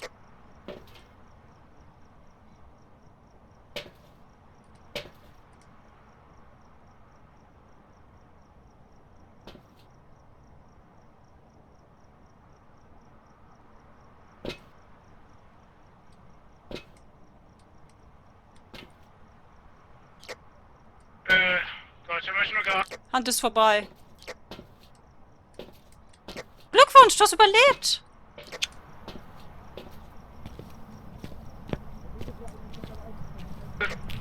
Glück, dass ich mich hinter dem Auto stecken konnte. Ja, Auto ist sehr gut. Wo ist mal die Box? Nach dem Hand gehen nur die Lichter aus. Du musst nur auf die Lichtschalter drücken. Achso.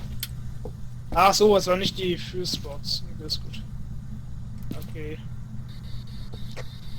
Who are you? How old are you? Ja, da stand was machen. Mach du das mal. Das scheint irgendwie besser mit C gehen zu können. Verdammt! Oh nein!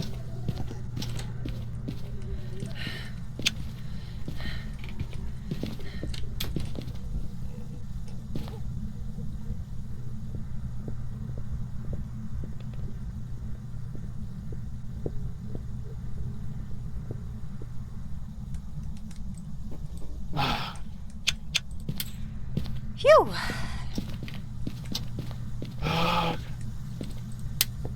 Toll. Ich habe Radio unter den Tisch geschmissen, das zu sehen. Und ich glaube, wir haben Ghostwriting. Ja. Okay, ich will gerne Sicherheit aufschreiben.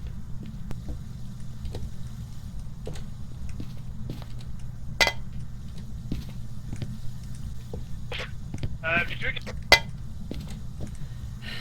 Okay, falsche Richtung versucht auch zu machen. Wir haben jetzt Auswahl zwischen Poltergeist, Demon und MyLink. Obwohl, wie viel Sanity haben wir gerade?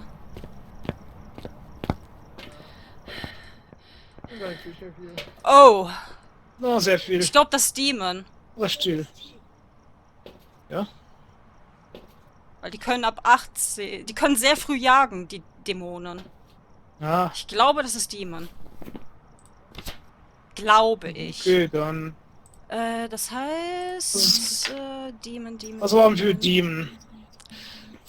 Demon. Nummer 10. Ghostwriting Ultraviolet, Freezing Temperatures.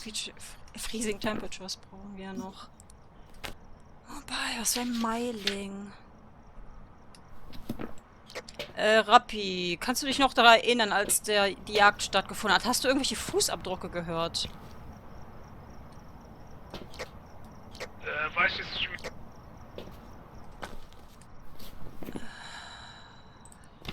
Meiling.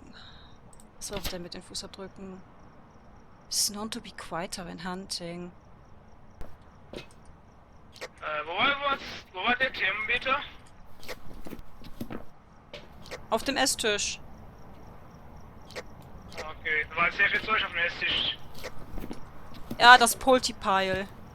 Weil Poltergeister schmeißen sehr viele Sachen herum. Ja. Und falls es Poltergeist ist, würde er Zeug rumschmeißen. Deswegen habe ich es raufgestellt. Meiling. Wer ihr? 11. Okay. Ja, das ist Demon. Ja, Demon. Weil wir noch so hohe Sanity haben. Und Ja. Dämonen können sehr viel Geistige jagen. Gesundheit. Ja, so Gesundheit. Schade, dass schon mehr als 1 Minute vergangen ist, weil es gibt eine Errungenschaft, wenn man innerhalb von 1 Minute von einem Dämonen getötet wird. Hm. Weil der hat so eine... Ja, Ein stimmt, Dämon nächstes Mal hat so Glück. eine spezielle Fähigkeit, dass der zu jedem Zeitpunkt eine Hand starten kann.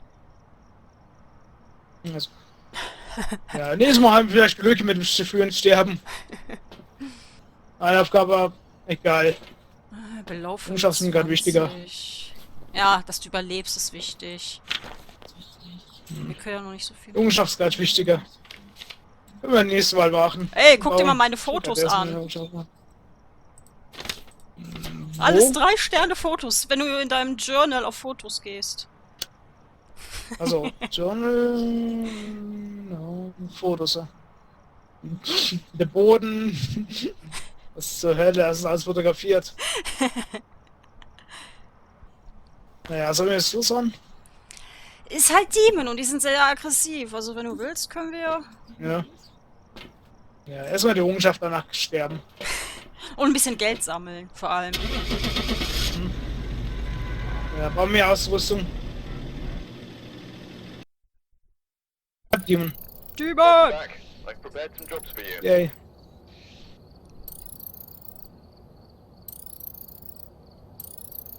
$25 durch meine Fotos. Yay. Moment Ja, mal, ich habe yay. 4 Fotos gemacht und $25. Wie teilt sich das durch 4? Okay. Jetzt haben wir 2 Farmhouses. Jetzt bloß nicht auf Leaf drücken, Rappi. Aber Und- hey, du hast überlebt. Demon Scout Errungenschaft. 2 Hans. Und 2% Der hat Spielern. 4-mal seine 2% Ability aller Spieler. geused. Bone Location in Living Oh, Room. ich gehöre jetzt zu 2%, die es geschafft haben. Chicken bestimmt auch. Ja. Yay, Chicken, wir gehören zu den 2%. Yay, wir sind 2%. Wir sind 2%. Yay. So für Tanzen und so. Aber ich habe immer noch damit Probleme, Sachen abzulegen und zu werfen bei der Steuerung. Geh ist so weit weg. Yay. Ja. Unser 5. Auftrag führt uns nach Tanglewood Drive. Der Name des Opfers war Elizabeth Jackson. Wie bereits während der Einsatzbesprechung unseres 4. Auftrags erwähnt, wurden Elizabeth Jackson und ihr Ehemann Alexander Jackson beinahe Opfer eines Einbruchs. Der Täter Luke Bowen bedrohte das Opfer nicht nur mit einer Schusswaffe, sondern fügte ihr auch noch eine Schussverletzung am Bein zu. Um seine Ehefrau zu beschützen, feuerte Alexander in Notwehr mit seinem Jagdgewehr einen Schuss auf den Einbrecher ab. Infolgedessen verstarb Luke vor Ort, noch bevor die Einsatzkräfte eintrafen. Einige Zeit später kehrte Luke als Geist zurück und tötete Elizabeth während einer Jagd, welche aufgrund ihrer Beinverletzung den Geist nicht entkommen konnte. Aufgrund der unnatürlichen Umstände ihres Todes wurde Elizabeths Geist an denselben Ort gebunden, der bereits für Lukes Geist heimgesucht wurde. Und da Luke nun dank unserer Ermittlungen erfolgreich vom Geisterbeseitigungsteam exorziert wurde, können wir endlich an Elizabeths Erlösung arbeiten. Genau wie ihr Mörder wurde sie zu einem Geist der Gefahrenstufe E. Für unsere optionalen Bonusziele können wir dieses Mal eine geistige Gesundheit von 25% oder weniger erreichen, dem Geist während einer Jagd entkommen und ein Geister-Event erleben, um zusätzliches Geld zu verdienen. Dann lasst uns mal ohne weitere Verzögerung zum Haus der Familie Jackson zurückkehren und der armen Elizabeth helfen.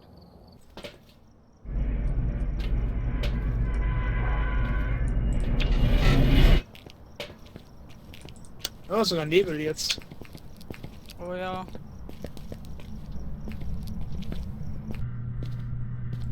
Im Wohnzimmer geht gerade die Temperatur runter. Die Tür hat sich geöffnet. Ja, ich gehört. Welche war das denn?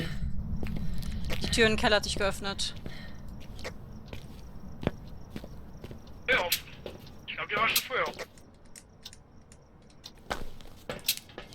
Oh ja, ich habe über 5. Der Merk ist gerade total über 5. Aha, hat sich auch eine Tür geöffnet.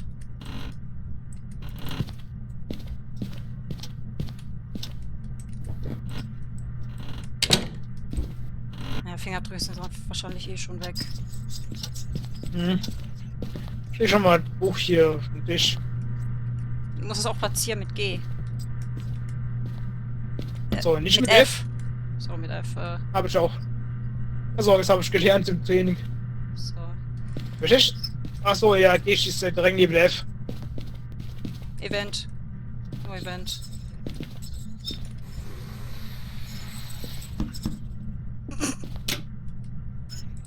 Ja. Ich hoffe, das zählt. Ja, Schau mal gerade die anderen. andere Sachen.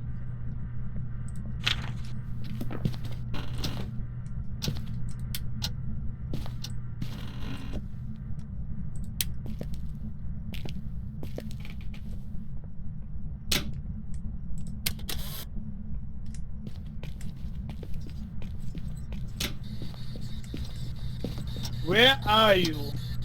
Das musst du im Dunkeln How old machen. are you? Und du musst allein sein, weil der Geist nur So. allein ist. Warte. Also, Also muss allein mit dem Geist reden. Ist hier noch nichts. Okay, jetzt ja nichts passiert.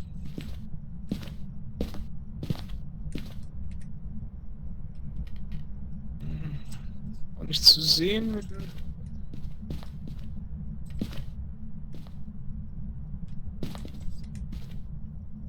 Dingern, das kann man auch nicht sehen. Okay, hier schon mal auf dem Sofa. so sowas.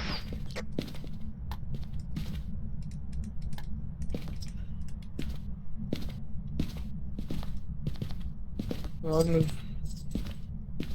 Ja, das Warten ist ausweichen, was passiert. Wow! Da. Welcher wurde...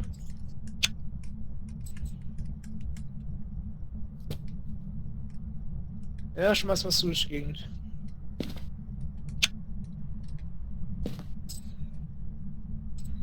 Ja, es wird deutlich kälter.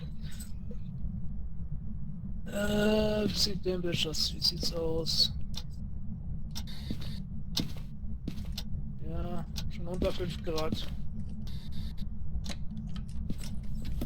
Tür! Aber... Ja, ich glaube, der hat Tür.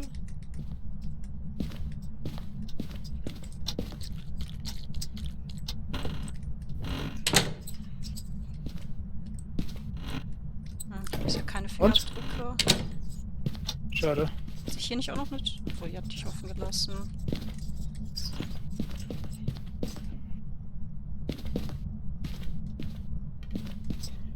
Ja. Ja, das ist hartnäckig.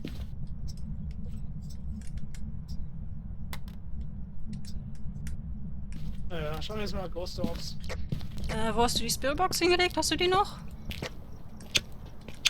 Die hab ich aufs Sofa gelegt oder Tisch. Bin mir schon sicher. Ah, ne, ich hab bei mir. Sorry. Also, ich hab die bei mir. Da hab ich jetzt weggelegt, aber meine Erinnerung war falsch. Where are you? Are you here? Are you close? Where are you? Ich habe noch Are keine you here? Spiele zu. Are you close? Where are you? Are you here? Are you close? Ja, du hast gerne. Die Tür hat sich Schau doch geöffnet. direkt in die Kamera rein. Bisschen so angelegt. Are you here? Oh, dann seht ihr schon unter 50. Ich war auch lange im Ghost-Zimmer im Dunkeln. Also ich, Ah, Grace Period ist sogar vorbei. Generation Sandy Below 20. Warum ist nicht abgehakt? Du hast schon unter 25%. Hm? Nee, das ist Average, das ist hier. Oh. Average ist gerade 53. Ah, so, das. Also Zustand aller Mitglieder, ja. Ja. Ich gehe schon mal rein. Kannst du ein bisschen dein Sanity aufladen?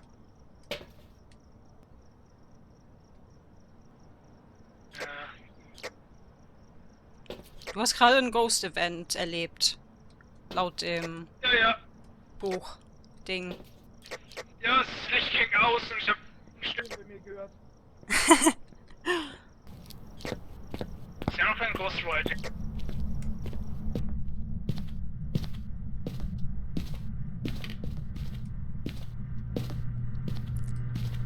Ja, der Ghost ist auch schon ein Minus. Grad. Minus. Das ist Freezing War Temperature. schon fast -5. Ja, schon fast -5. Und du hast gesagt, du hattest eher 5? Ja, eben über 5 gewesen.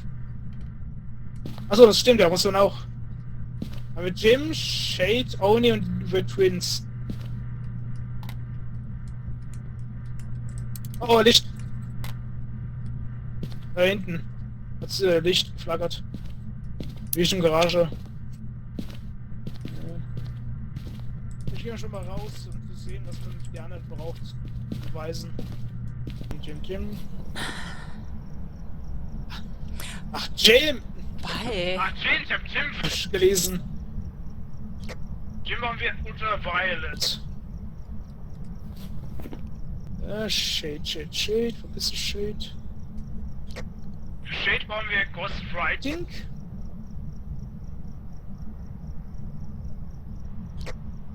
Für Oni waren wir Dots Protect. Wetter?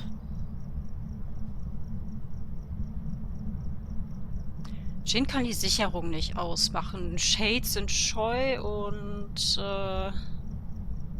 machen eigentlich keine Events, wenn wir im Geisterraum mit denen drin sind. Was machen die Twins? Ich muss gerade das finden. Twins. Was seid ihr denn? Bin ich bescheuert? Twins. Twins sind im Grunde zwei Geister. Das heißt, wenn wir in einem Raum, also im Geisterraum sind, dann könnte irgendwo anders auch noch ein Ghost-Event passieren. Ja. Ah, Twins, brauchen wir Spirit Box. Plus ein Twin Spiritbox hat hab eine ich langsame gesehen. Laufgeschwindigkeit und der andere Twin eine schnellere Laufgeschwindigkeit. Also bräuchte man zwei Hands, um dann das zu unterscheiden. Oh Gott. Ja. Ah, ist mir schrecklich, ja. Es standen alle in der Video da. Was hat er jetzt gesagt? Ich habe nicht aufgepasst. Dann geh raus, rein, höre ich erstmal creepy lachen hinter mir. Spirit Box. Ich bin eigentlich ziemlich lange mit der Spirit Box rumgelaufen. Hm. Also würde ich nicht unbedingt sagen Twins. Schauen wir jetzt mal nach dem Ghostwriting. Hättest du eigentlich auch auf dem Tisch liegen lassen können. Keine Ahnung, wo man das liegen muss, damit er was macht. Das hat ja nur eine geringe Reichweite und das ist ja eher Ach so. mittig, der Tisch.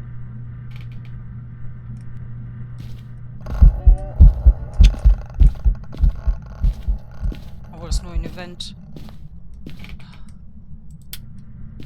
Ich hätte ein Foto machen können, verdammt!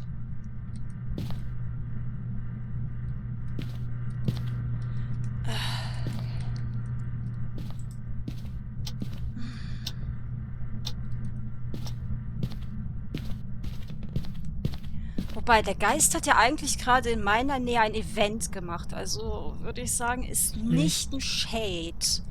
Weil die sind zu schüchtern. Ja. Würde ich sagen.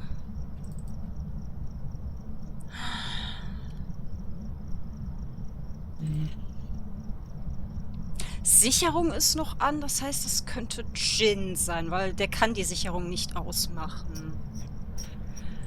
Es war Oni. Oni are much more active while people are nearby and will drain their sanity faster when manifest. Ich habe sehr wenig Sanity. Oni disappear Ja, less ich auch often gedacht. while hunting their prey. Dots Projector. Okay, wir haben das Average Sanity von unter 25.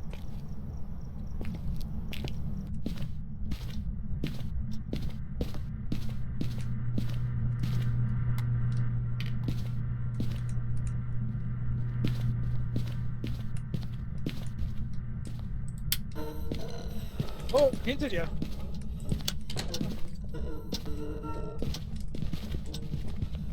Scheiße, scheiße. Okay. Was? Oh, ich hatte... Sorry, ich hatte Dots Projector noch an. Du bist gestorben wegen meiner Unzuverlässigkeit. Ich war in Panik.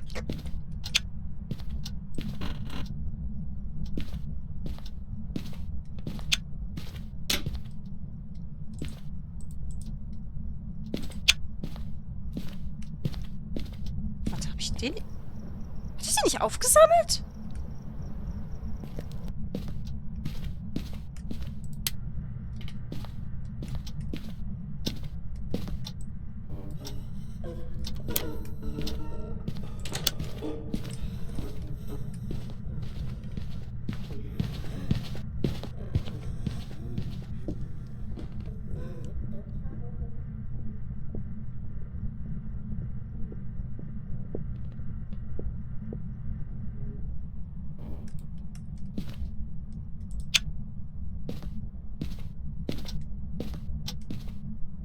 Aber wieso hast du den Projektor? Hä?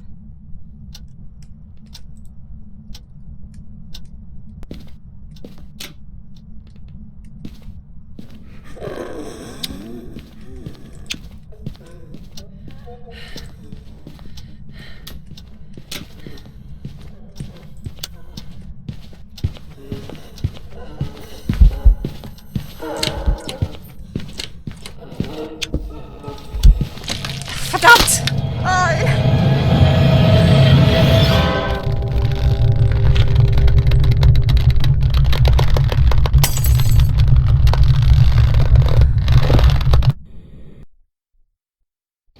Jin. Welcome back. Ja, ich habe versehentlich die Taschenlampe angemacht, als ich die Türe vom Ding zumachen wollte. Ja.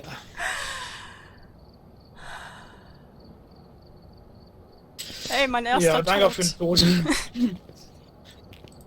Oh, mein erster Tod, danke Chicken. Hey, warum hat er mich erwischt? Wir haben doch zugemacht. Oder hattest du den Dots Projector aufgesammelt, weil der lag auf dem Boden, nachdem du gestorben bist. Und ich habe den nicht weggeworfen.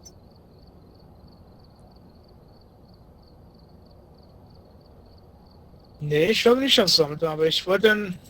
Nee, dann war ich das, ja. Ja. Aus Ja, ich irgendeinem weiß, dass Grund so lag der auf bestimmt- dem Boden, nachdem du gestorben bist. Vielleicht ein Bug, weil du hast mich damit angeleuchtet. Ja, ich habe meinen Stuff nicht ausbekommen. Also, Und versehentlich was gesagt, angemacht. du hast gesagt, oh, ich habe versehentlich dort vielleicht da eingemacht, Ja. als du mich Ich hatte als das ich gestorben noch an. bin. Ich brauche noch 16 Erfahrungspunkte. Dann bin ich Stufe 5. Mhm. Okay. Nee. Ja, bei mir noch. Naja. Was so 200 oder so. Keine Ahnung, wie viel. Ich habe keine Ahnung.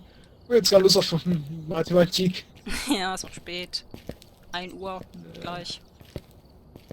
Ja, ich wurde so oft von Geistern geduldet. Du hast zumindest zweimal überlebt. Ja, Frank. Na, das letzte Mal war meine Dummheit, weil ich ein bisschen hektisch war. Ich funktioniere nicht so gut unter Druck. Funktioniert nicht so gut, wenn ich tot bin. Ja, wie gesagt, der Tod ist kein Kündigungsgrund. Und damit endet unser erster Arbeitstag. Durch das Erfüllen dieser 5 Aufträge haben wir heute $1150 verdient. Insgesamt konnten wir 2 von 5 Geistern korrekt identifizieren, was unsere aktuelle Erfolgsquote auf 40% setzt. Da ich während allen Ermittlungen einmal getötet wurde, liegt meine Sterberate bei 20%, was einer Überlebensrate von 80% entspricht. Ich sollte wahrscheinlich erwähnen, dass ich keinen Überblick der vielen Todesfälle anderer Teammitglieder behalten werde. Immerhin ist dies mein Tagebuch. Und falls sich jemand fragt, warum ich all das hier überhaupt schreibe, unser Vorgesetzter erwähnte, dass Weisheit das Produkt von Erfahrung ist. Und Erfahrungen entstehen aus Fehlern. Und der beste Weg, seine Fehler zu erkennen, ist es, seinen Arbeitsverlauf zu dokumentieren, sodass zukünftige Fehler vermieden werden können. Lasst uns zuerst über den Elefanten im Raum sprechen. Nur um eines klarzustellen. Ich versuche nicht, unserem Vorgesetzten die Schuld zu geben, da er es unmöglich vorher wissen konnte. Warum zur Hölle hatten 2 Neulinge einen Yokai, der einer der aggressivsten Geister ist, als ihre allererste übernatürliche Begegnung? Es war definitiv keine angenehme Ersterfahrung, direkt eine Jagd nach der nächsten, ohne eine Verschnaufpause zu erleben. Aber ich muss gestehen, das wahre Problem ist definitiv, mich als Partner während Ermittlungen zu haben. Als ich auf unsere Fehler zurückblickte, fiel mir auf, dass alle Todesfälle von Dark Raptor teilweise auch meine Schuld waren. Ups. Ich schätze mal, da steckt eine wahre Bedeutung hinter den Worten. Man stirbt als Held oder lebt so lange, bis man selbst der Böse wird. Als Yokai Sean Gayton während unserem ersten Auftrag ihre erste Jagd begann, schlich ich mich einfach nur davon in einen Wandschrank und informierte meinen Partner überhaupt nicht über die unmittelbare Gefahr. Zu meiner Verteidigung muss ich sagen, dass mir gesagt wurde, er habe am Trainingskurs teilgenommen.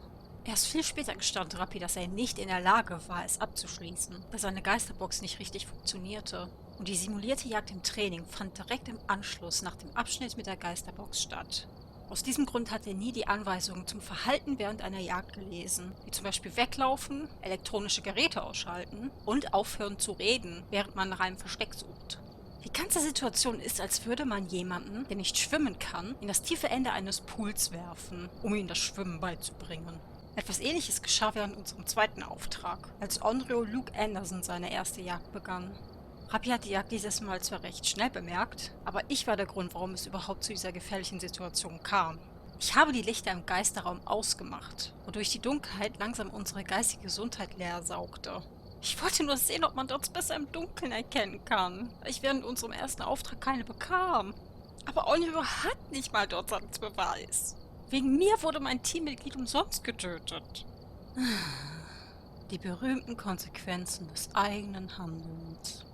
Und da alle guten Dinge 3 sind, erlitt Dark Raptor während Jin Elizabeth Jacksons erster Jagd erneut ein unglückliches Ende.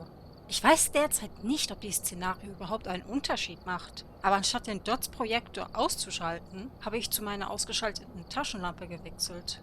Falls es einen Unterschied macht, dann entschuldige ich mich offiziell dafür, dich getötet zu haben, Rappi. Falls nicht, du hast geredet, als du mein Versteck betreten hast.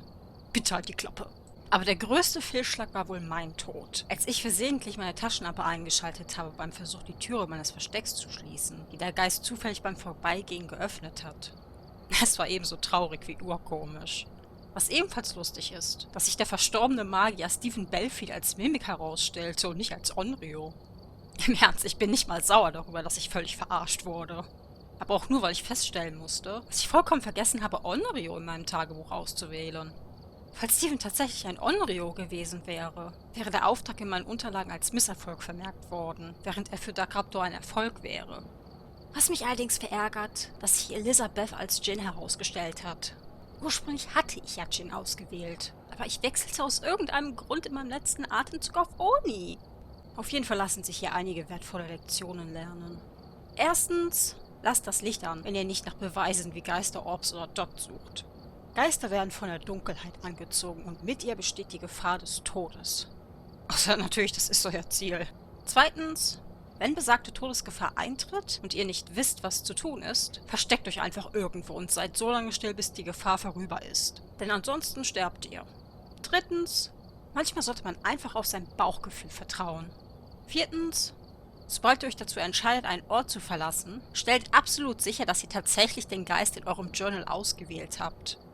Es gibt nichts Schlimmeres, als den Geistertyp korrekt zu identifizieren, aber dennoch den Auftrag als fehlgeschlagen markiert zu bekommen, nur weil man vergessen hat, besagten Geist auszuwählen. Fünftens, wenn ihr einem Onryo begegnet, überprüft, ob Fingerabdrücke vorhanden sind. Denn wenn ihr welche findet, sind die Geisterorbs Teil der Mimics Fähigkeit, falsche Geisterorbs zu erschaffen. Und apropos Fingerabdrücke. Das letzte Beweisstück für Jin war ultraviolett, was wir seltsamerweise nie bekommen haben, obwohl mehrere Türen überprüft wurden. Meine einzige Vermutung ist, dass wir ständig die falschen Türen auf mögliche Fingerabdrücke inspiziert haben. Etwas, das leicht hätte vermieden werden können, wenn wir einfach nur unser IMF-Gerät zum Lokalisieren der Interaktion verwendet hätten. 6. Wenn ihr einem Geist begegnet, der euch alle 3 Beweise gibt, habt keine Angst, Beweise, die ihr nicht bekommt, für ein Ausschlussverfahren durchzustreichen. Hätte ich dies während unserem ersten Auftrag getan, als wir die Optionen auf Meer, Onryo und Yokai eingeschränkt haben, hätte ich leicht herausfinden können, dass Shan Gaten zu einem Yokai wurde. Das fehlende Beweisstück für Meer war Geisterbuch, was nie passiert ist. Das fehlende Beweisstück für Onryo war Gefriertemperatur, was nie passiert ist. Das fehlende Beweisstück für Yokai war Dots, was zwar auch nie passiert ist, aber die Schuld dafür kann leicht dem Tier 1 Dots-Projektor zugeschoben werden. Es ist einfach ein so schlechtes Gerät. Generell habe ich von vielen erfahrenen Ermittlern gehört, dass Tier 1 Ausrüstung völliger Müll sei. Aber ich schätze mal, man kann komplett neue und unerfahrene Mitarbeiter nicht einfach die ganze super teure Hightech-Ausrüstung anvertrauen. Bevor wir uns für diese Stelle beworben haben, wusste unser Vorgesetzter überhaupt nichts über uns. Wir hätten ja auch ein paar super zwielichtige Gestalten sein können, die einfach nur so taten, als wollten sie als Ermittler arbeiten, nur um am Ende die gesamte wertvolle Ausrüstung zu stehlen und sie auf dem Schwarzmarkt für jede Menge Bargeld zu verkaufen. Abschließend würde ich sagen, eine Erfolgsquote von 40% an unserem ersten Arbeitstag zu erreichen, war gar nicht so schlecht. Technisch gesehen hätten es 60% sein können, wenn ich während unserem 5. Auftrag in meinem letzten Atemzug nicht von Jin auf Oni gewechselt hätte. Wenigstens liegt in den meisten Schulen und Universitäten die Note zum Bestehen bei 40%. Und es ist relativ ungewöhnlich, dass Schüler regelmäßig Noten von 70% oder höher erreichen. Unser Vorgesetzter versicherte uns, wenn wir weiterhin harte Arbeit leisten und die Eigenschaften der einzelnen Geister lernen, können wir unsere Erfolgsquote im Handumdrehen verbessern. Er riet uns sogar lieber früher als später anzufangen, diese Merkmale zu lernen. Denn eines Tages werden wir auf Geister treffen, die einige Beweise verstecken oder überhaupt keine offenbaren werden. Aber selbst wenn wir solche Geister nicht in naher Zukunft begegnen, ist es immer eine gute Idee, sich Wissen anzueignen. Denn Informationen sind die mächtigste Waffe von allen. Hätte ich genauer auf das wütende Verhalten des Yokai geachtet, direkt eine Jagd zu starten, nachdem ich etwas in der Nähe des Geisterraums gesagt habe, wäre der Geistertyp viel früher offenbart worden. Stattdessen ließ ich viel zu viel Zeit verstreichen, was zum Konflikt führte, welcher mich am Ende dazu brachte, Meer auszuwählen, da der Geist 2 Glühbirnen zerstörte. Das Ausschalten und Zerstören von Lichtern mag zwar ein typisches Meerverhalten sein, aber jeder Geist ist zu solchen Dingen fähig.